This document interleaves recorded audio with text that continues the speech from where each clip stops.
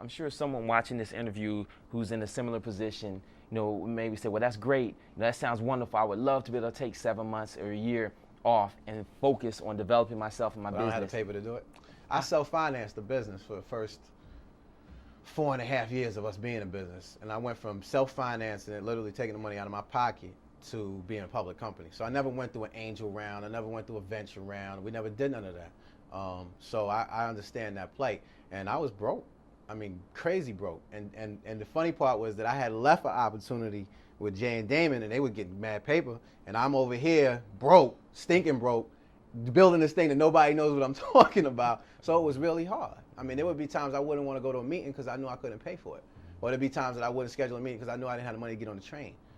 So I know that feeling. I've been there. I was blessed that I had a good, strong woman that was on my side.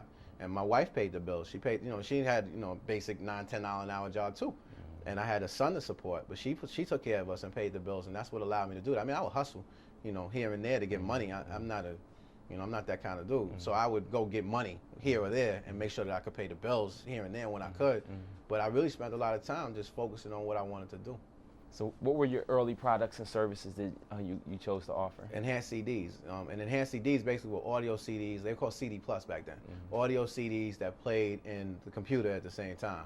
And I figured that my vision was that if we could go in and get the artists to put their content onto these enhanced CDs on their albums, then kids in the street and adults would start to say, I want to see what's on this CD. Maybe I should go buy a PC.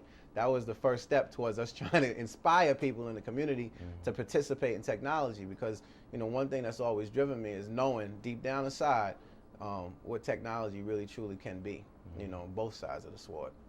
A lot of people, there's a lot of visionaries, particularly in the technological realm, who have visions for the technology but don't know how to turn it into dollars. What were some of the things, in those early years, especially with your vision being so far ahead at that time, was there times when you had to make concessions, in the type of business or what business you were doing, primarily for the money? Yeah, definitely. I mean, even with enhanced CDs, that business died. I think that business as an industry, because CD-ROM started to die from 94 into 95, the whole CD-ROM business started to die because it wasn't selling. So enhanced CDs died quickly thereafter because they were priced wrong.